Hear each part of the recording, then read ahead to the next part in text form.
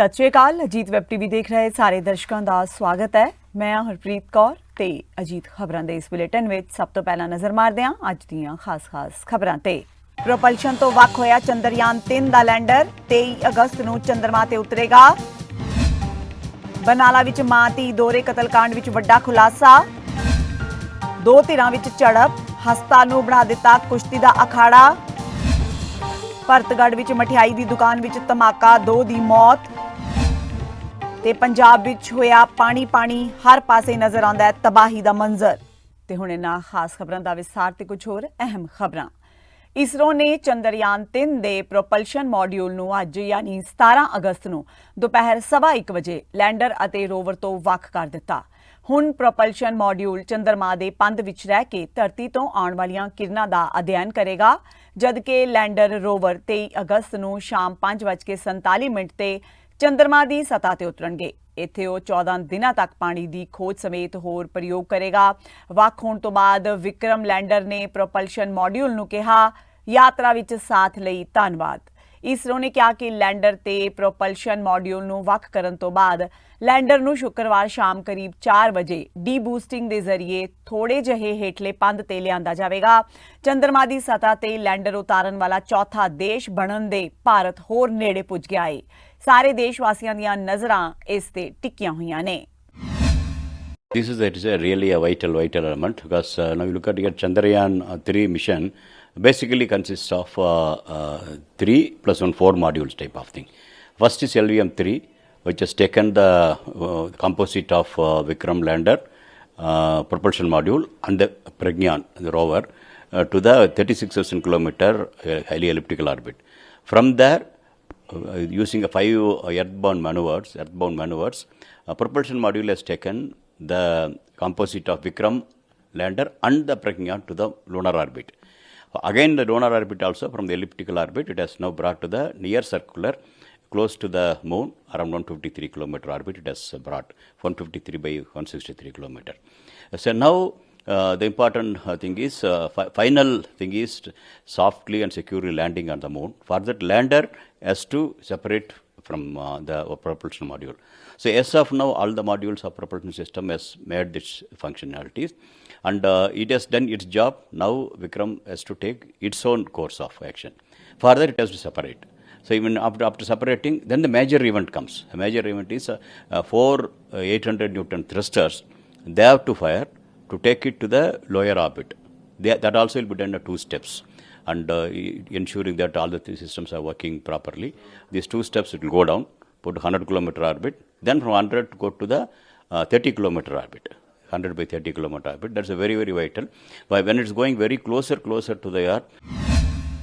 पंजाब दे बरनाला जिले की पुलिस ने पिंड सेखा विच होए दोहरे कतलकांड नूं सुलझा लिया है।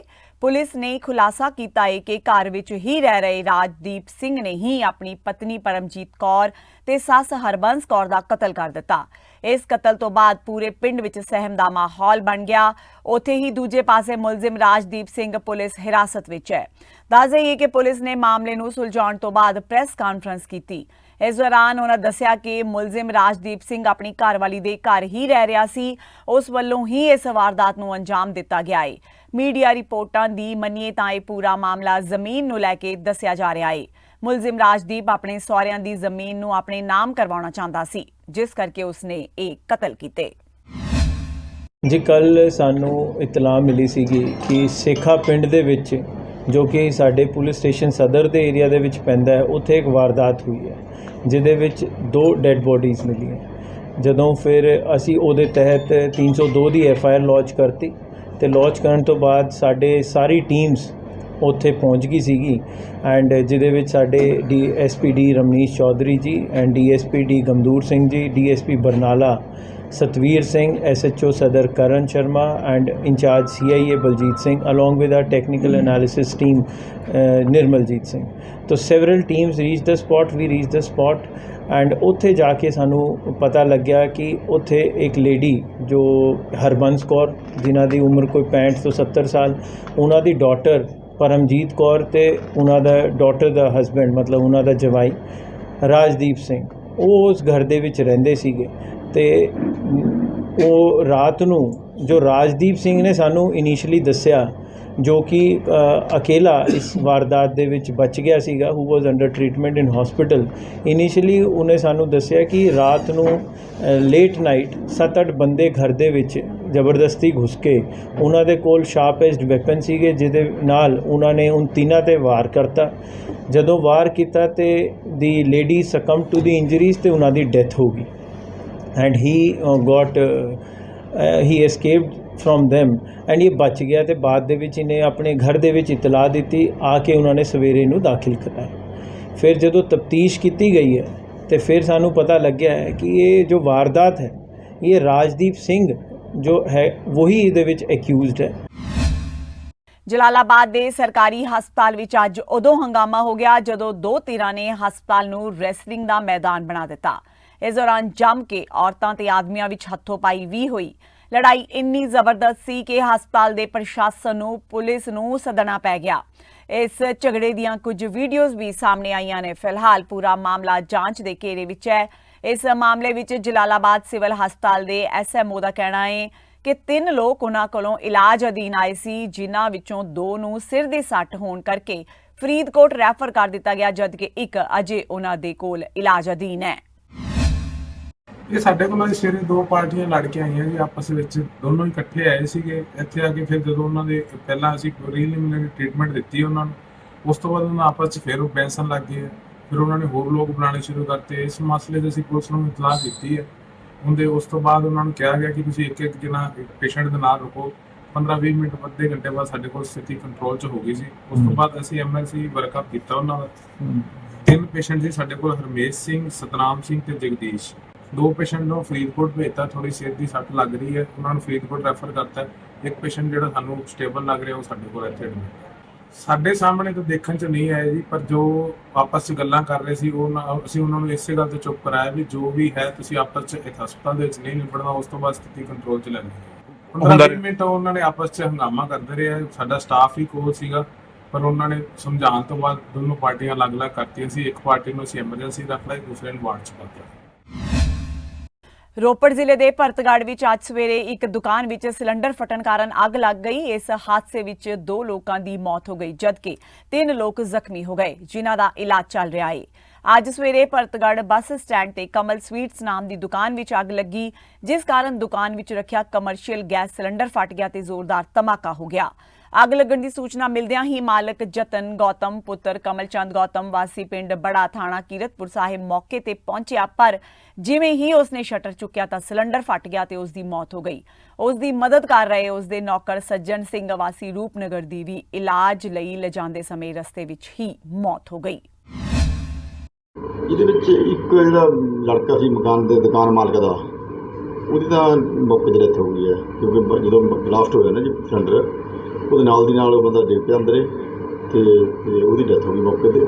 ਇੱਕ ਬੰਦਾ ਇੰਜਰਡ ਹੈ ਜਿਹੜਾ ਇਹਦਾ ਨੌਕਰ ਸੀਗਾ ਸੱਜਣ ਸਿੰਘ, ਔਰ ਹਸਪੀਟਲ ਭੇਜਤਾ ਸੀ ਭਰਤਗੜ੍ਹ, ਉੱਥੋਂ ਰੈਫਰ ਕਰਤਾ ਜਾਂ ਪੀਜੀ ਜਾਂ ਰੋਪੜ ਜੇ ਕਨਫਰਮ ਨਹੀਂ ਹੋਇਆ ਕਿੱਥੇ ਆ, ਉਹਦੀ ਸਾਨੂੰ ਕੋਈ ਇਤਲਾਹ ਨਹੀਂ ਆਈ। ਇੱਕ ਤੀਜਾ ਬੰਦਾ ਸੀਗਾ ਰੋਸ਼ਨ ਲਾਲ ਚੌਂਕੀਦਾਰ, ਉਹ ਵੀ ਕੁਛ ਇੰਜਰਡ ਹੈਗਾ, ਉਹ ਭਰਤਗੜ੍ਹ ਦਾਖਲ ਹੈ। ਸਰ ਕੁਛ ਲੱਗਿਆ ਕਾਰਨਾਂ ਦਾ ਪਤਾ ਕਿਵੇਂ? ਕੋਈ ਉਹ ਫਾਇਰ ਬ੍ਰਿਗੇਡ ਅਫਸਰ ਆ ਰਿਹਾ 9 ਵਜੇ, 9 ਦਿੱਤਾ ਟਾਈਮ ਉਹਨੇ, ਤੇ 9 ਵਜੇ ਆ ਕੇ ਸਾਰੇ ਬਰੀਕੀ ਜਾਂਚ ਕਰਕੇ ਦੱਸਣਗੇ ਵੀ ਅੱਗ ਦਾ ਕਾਰਨ ਕੀ ਹੈ। ਫਿਲਹਾਲ ਨਹੀਂ ਪਤਾ ਲੱਗਾ ਕੁਝ ਵੀ, ਉਹ ਆ ਕੇ ਦੱਸਣਗੇ। ਹਿਮਾਚਲ ਪ੍ਰਦੇਸ਼ ਵਿੱਚ ਲਗਾਤਾਰ ਪੈ ਰਹੇ ਮੀਂਹ ਤੇ ਭਾਖੜਾ ਡੈਮ ਤੋਂ ਸਤਲੁਜ ਦਰਿਆ ਵਿੱਚ ਪਾਣੀ ਛੱਡੇ ਜਾਣ ਨਾਲ ਜ਼ਿਲ੍ਹੇ ਦੇ ਪਹਿਲਾਂ ਹੀ ਹੜ੍ਹ ਦੀ ਮਾਰ ਚੱਲ ਰਹੇ ਬੇਟ ਇਲਾਕੇ ਦੇ ਲੋਕਾਂ ਦੀ ਚਿੰਤਾ ਮੁੜ ਵੱਧ ਗਈ ਹੈ। ਭਾਖੜਾ ਡੈਮ ਦੇ ਫਲੱਡ ਗੇਟ ਖੋਲ੍ਹਣ ਨਾਲ ਦਰਿਆ ਵਿੱਚ ਪਾਣੀ ਲਗਾਤਾਰ ਵਧ ਰਿਹਾ ਹੈ ਤੇ ਗਿੱਦੜ ਪਿੰਡੀ ਵਿਖੇ 80,000 ਕਿਊਸਿਕ ਦੇ ਨੇੜੇ ਪਾਣੀ ਪੁੱਜ ਗਿਆ ਹੈ। ਉਧਰ ਪੰਜਾਬ ਦੇ ਗੁਰਦਾਸਪੁਰ ਵਿੱਚ ਸਥਿਤੀ ਬੱਤਰ ਹੁੰਦੀ ਜਾ ਰਹੀ ਹੈ, ਕਿਉਂਕਿ ਦਰਿਆ ਬਿਆਸ ਨੇ ਕਈ ਪਿੰਡਾਂ ਵਿੱਚ ਪਾਣੀ ਭਰ ਦਿੱਤਾ ਹੈ।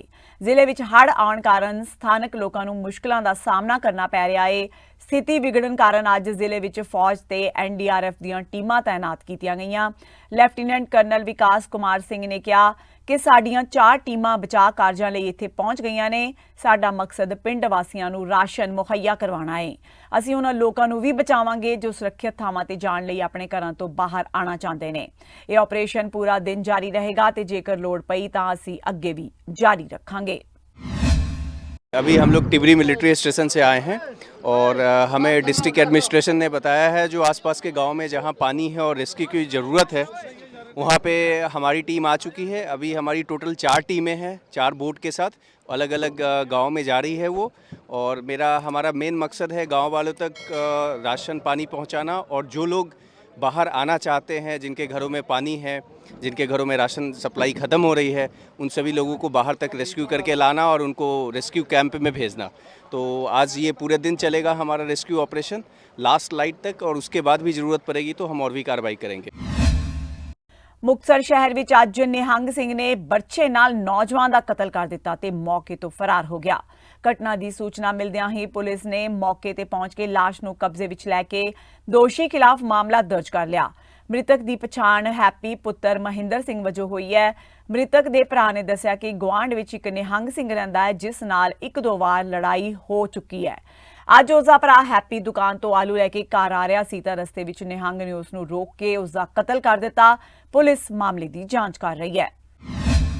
ਸਾਨੂੰ ਇਨਫੋਰਮੇਸ਼ਨ ਆਈ ਸੀ ਇੱਕ ਹਸਪੀਟਲ ਤੋਂ ਵੀ ਇੱਕ ਹੈਪੀ ਨਾਂ ਦਾ ਵਿਅਕਤੀ ਹੈ ਵੀ ਜਿਹੜਾ ਉਹਦੀ ਡੈੱਡ ਬੋਡੀ ਹੈ ਜਿਹੜੀ ਹਸਪੀਟਲ 'ਚ ਲਿਆਂਦੀ ਗਈ ਹੈ, ਜਿਸ 'ਤੇ ਅਸੀਂ ਜਾ ਕੇ ਹਸਪਤਾਲ 'ਚ ਜਿਹੜੇ ਉਹਨਾਂ ਦੀ ਫੈਮਿਲੀ ਮੈਂਬਰ ਸੀਗੇ ਉਹਨਾਂ ਦੇ ਬਿਆਨ ਲਿਖੇ ਤੇ ਬਿਆਨ ਲਿਖ ਕੇ ਤੇ ਅਸੀਂ FIR ਰਜਿਸਟਰ ਕਰਨ ਲੱਗੇ।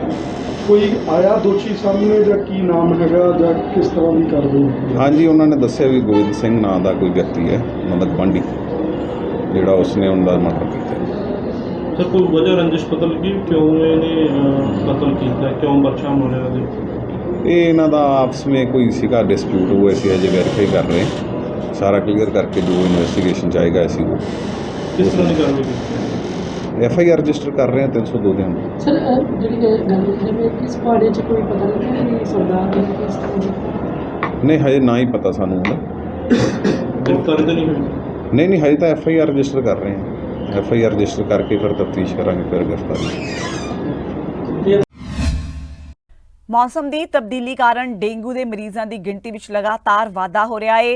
ਜੇਕਰ ਬਠਿੰਡਾ ਜ਼ਿਲ੍ਹੇ ਵਿੱਚ ਡੇਂਗੂ ਦੇ ਮਰੀਜ਼ਾਂ ਦੀ ਗੱਲ ਕੀਤੀ ਜਾਵੇ ਤਾਂ ਹੁਣ ਤੱਕ 650 ਸ਼ੱਕੀ ਮਰੀਜ਼ਾਂ ਵਿੱਚੋਂ 150 ਦੇ ਕਰੀਬ ਡੇਂਗੂ ਪੀੜਤ ਪਾਏ ਗਏ ਨੇ ਤੇ ਜ਼ਿਲ੍ਹੇ ਵਿੱਚ ਹੁਣ ਤੱਕ 21 ਡੇਂਗੂ ਦੇ ਕੇਸ ਐਕਟਿਵ ਨੇ, ਜਿਨ੍ਹਾਂ ਵਿੱਚੋਂ 2 ਦਾ ਇਲਾਜ ਸਰਕਾਰੀ ਹਸਪਤਾਲ ਵਿੱਚ ਚੱਲ ਰਿਹਾ ਹੈ। ਉੱਥੇ ਹੀ ਅੰਮ੍ਰਿਤਸਰ ਵਿੱਚ ਡੇਂਗੂ ਦੇ 132 ਤੇ ਚਿਕਨਗੁਨੀਆ ਦੇ 93 ਕੇਸ ਸਾਹਮਣੇ ਆਏ ਨੇ। ਜਾਣਕਾਰੀ ਦਿੰਦਿਆਂ civil surgeon doctor Vijay Kumar ਨੇ ਕਿਹਾ ਕਿ ਵੱਖ-ਵੱਖ ਟੀਮਾਂ ਭੇਜ ਕੇ ਸਮੇਂ-ਸਮੇਂ ਤੇ ਮਾਮਲਿਆਂ ਦੀ ਜਾਂਚ ਕੀਤੀ ਜਾ ਰਹੀ ਹੈ। ਹਾਂਜੀ, ਮੇਰਾ ਨਾਮ ਡਾਕਟਰ ਹਰਜੋਤ ਕੌਰ ਹੈ, ਡਿਸਟ੍ਰਿਕਟ ਐਪੀਡੈਮੀਓਲੋਜਿਸਟ ਅੰਮ੍ਰਿਤਸਰ। ਅੱਜ ਕੱਲ੍ਹ ਦੇਖਣ ਦੇ ਵਿੱਚ ਆਇਆ ਹੈ ਕਿ ਬਿਮਾਰੀ ਬੁਖਾਰ ਦੇ ਜ਼ਿਆਦਾ ਕੇਸਿਸ ਆ ਰਹੇ ਨੇ, ਜਿਸ 'ਚ ਜ਼ਿਆਦਾਤਰ ਸਾਨੂੰ ਡੇਂਗੂ ਦੇਖਣ ਨੂੰ ਮਿਲ ਰਿਹਾ। ਉਸ ਤੋਂ ਬਾਅਦ ਚਿਕਨਗੁਨੀਆ ਅਤੇ ਟਾਈਫਾਇਡ ਦੇ ਕੇਸਿਸ ਵੀ ਆ ਰਹੇ ਨੇ। ਅਤੇ ਇਹਦਾ ਕਾਰਨ ਹੁਣ ਇੱਕ ਤਾਂ ਬਰਸਾਤਾਂ ਦਾ ਮੌਸਮ ਹੈ ਨਾ, ਬਰਸਾਤਾਂ ਦੇ ਮੌਸਮ 'ਚ ਪਾਣੀ ਖੜ੍ਹ ਜਾਂਦਾ ਜਗ੍ਹਾ ਜਗ੍ਹਾ। ਅਤੇ ਸਾਨੂੰ ਜ਼ਿਆਦਾਤਰ ਜੋ ਕਾਰਨ ਦੇਖਣ ਨੂੰ ਮਿਲਿਆ ਸਰਵੇ ਦੇ ਵਿੱਚ, ਅਸੀਂ ਜਿੱਥੇ ਸਾਨੂੰ ਆਊਟਬ੍ਰੇਕ ਦਾ ਪਤਾ ਲੱਗਿਆ ਕਿ ਨਾ ਘਨੂਪੁਰ ਦੇ ਵਿੱਚ ਹੋਈ ਸੀ ਪਹਿਲੇ, ਉੱਥੇ ਅਸੀਂ ਸਰਵੇ ਕੀਤਾ ਅਤੇ ਸਾਨੂੰ ਉੱਥੇ ਪਤਾ ਲੱਗਿਆ ਕਿ ਲੋਕਾਂ ਦੇ ਘਰਾਂ ਦੇ ਵਿੱਚ ਹੀ ਪਾਣੀ ਜਿੱਥੇ ਖੜ੍ਹਾ ਉੱਥੇ ਸਾਨੂੰ ਮੱਛਰ ਦਾ ਜਿਹੜਾ ਏਡੀਜ਼ ਮੱਛਰ ਦਾ ਲਾਰਵਾ ਸਾਨੂੰ ਲੱਭਿਆ ਹੈ ਅਤੇ ਮੋਸਟਲੀ ਲੋਕਾਂ ਦੇ ਘਰਾਂ ਦੇ ਵਿੱਚ ਹੀ ਸੀ। ਅਤੇ ਇਹਦਾ ਕੀ ਹੁੰਦਾ ਕਿ ਜਿੱਥੇ ਜਿਵੇਂ ਬਰਸਾਤ ਦਾ ਪਾਣੀ ਜਿੱਥੇ ਖੜ੍ਹ ਗਿਆ, ਘਰਾਂ ਦੇ ਵਿੱਚ ਜਿਹੜੇ ਕੰਟੇਨਰਸ ਹੁੰਦੇ ਆ ਛੋਟੇ ਜਿਵੇਂ ਡਿਸਕਾਰਡਡ ਚੀਜ਼ਾਂ ਹੁੰਦੀਆਂ ਲੋਕਾਂ ਦੇ ਵਿਹੜੇ ਵਿੱਚ ਪਈਆਂ ਹੁੰਦੀਆਂ, ਜਾਂ ਕਈ ਵਾਰੀ ਭਾਂਡੇ ਰੱਖੇ ਹੁੰਦੇ, ਕਈ ਵਾਰੀ ਮਿੱਟੀ ਵਾਲੇ ਰੱਖੇ ਹੁੰਦੇ ਆ ਪਸ਼ੂਆਂ ਦੇ ਜਾਂ ਪੰਛੀਆਂ ਦੇ ਪਾਣੀ ਪੀਣ ਨੂੰ ਨਾ।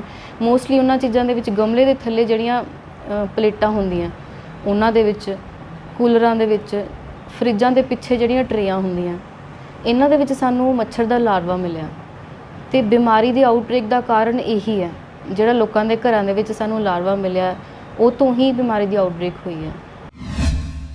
ਬਿਆਸ ਦਰਿਆ ਵਿੱਚ ਵਧੇ ਪਾਣੀ ਨੂੰ ਦੇਖਣ ਗਏ ਕਸਬਾ ਸ਼੍ਰੀ ਹਰਗੋਬਿੰਦਪੁਰ ਦੇ ਨੇੜਲੇ ਪਿੰਡ ਧੀਰੋਵਾਲ ਦੇ 2 ਨਾਬਾਲਗ ਚਚੇਰੇ ਭਰਾ ਡਰੇਨ ਦੇ ਪਾਣੀ ਵਿੱਚ ਰੁੜ ਗਏ, ਜਿਸ ਨਾਲ ਦੋਹਾਂ ਚਚੇਰੇ ਭਰਾਵਾਂ ਦੀ ਮੌਤ ਹੋ ਗਈ।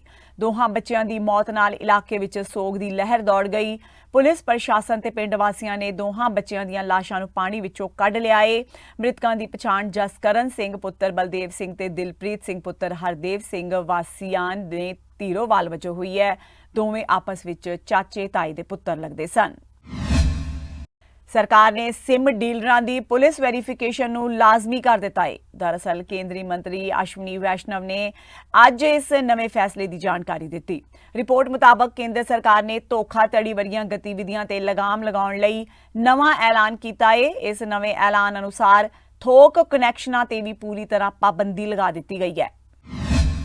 52 लाख कनेक्शंस को जो फ्रॉडुलेंटली ऑब्टेन किए गए थे, गलत पेपर दिखा के, गलत किसी और की आईडी दिखा के, इस तरह से करके 52 लाख फ्रॉडुलेंट कनेक्शंस को डिस्कनेक्ट किया है। देन 67,000 डीलर्स को ब्लैकलिस्ट किया है। 67,000 जो सिम के डीलर्स होते हैं, सिम बेचते हैं ना, सिम कार्ड जहाँ पे बेचते हैं, उसके 67,000 डीलर्स को ब्लैकलिस्ट किया है और उसमें 300 FIRs भी रजिस्टर किए। जहाँ पे क्लियरली इंटेंट प्रूव हो रहा था, 300 FIR रजिस्टर किए। 17,000 ऐसे मोबाइल हैंडसेट्स को ब्लॉक किया है जिसकी रिपोर्ट आई थी चोरी हुई है या फ्रॉडुलेंटली ऑब्टेन किया गया है। 66,000 व्हाट्सएप अकाउंट्स को ब्लॉक किया है। आपने देखा होगा हाल ही में बहुत सारे फ्रॉडुलेंट मैसेजेस और फ्रॉडुलेंट कॉल्स व्हाट्सएप के ज़रिए से भी आने लग गई थी, तो उसके लिए 66,000 व्हाट्सएप अकाउंट्स को ब्लॉक किया है। 8 लाख पेमेंट वॉलेट अकाउंट्स को ब्लॉक किया, 8 लाख, जिसमें पेमेंट वॉलेट के ज़रिए से फ्रॉडुलेंट ट्रांजैक्शन हुआ था। और स्टोलन और लॉस्ट हैंडसेट्स में जो संचार साथी में फैसिलिटी है, उसके ज़रिए से 3 लाख मोबाइल सेट्स को ट्रेस किया गया और उनके असली ओनर को हैंडओवर किया गया। So what I would like to share with you is that जो संचार साथी पोर्टल के ज़रिए यूज़र फोकस्ड रिफॉर्म्स किए गए थे, उसके रिज़ल्ट अच्छे आए हैं। एक्चुअल अभी तक डेटा निकलेगा, बहुत कम पीरियड निकला है ये, लेकिन 1 साल के बाद में एक्चुअल डेटा जब आएगा तब आप देखेंगे कि साइबर फ्रॉड्स की संख्या में एक तरीके से कंट्रोल आएगा। Within 1 year of this entire program cyber frauds में सिग्निफिकेंट कंट्रोल आएगा। मलेशिया के कुआलालंपुर के उत्तर विच एक एक्सप्रैस वे ते एक चार्टर जहाज़ के हादसाग्रस्त होने कारण घट्टो घट्ट 10 लोगों की मौत हो गई। मलेशिया की सिविल एविएशन अथॉरिटी के बयान का हवाला देंदियां दस्सिया गया है कि जहाज़ विच 6 यात्री ते 2 फ्लाइट क्रू सवार सन, जो लंगकावी अंतरराष्ट्रीय हवाई अड्डे तो रवाना होया सी ते सुल्तान अब्दुल अजीज शाह हवाई अड्डे वाल जा रहा सी। इस दे नाल ही अजीत खबरां दा बुलेटिन खत्म हुंदा है। कुछ होर नवीं खबरां नाल फिर तो हाजिर होवांगे। तद तक लई आग्या दिओ। सत श्री अकाल।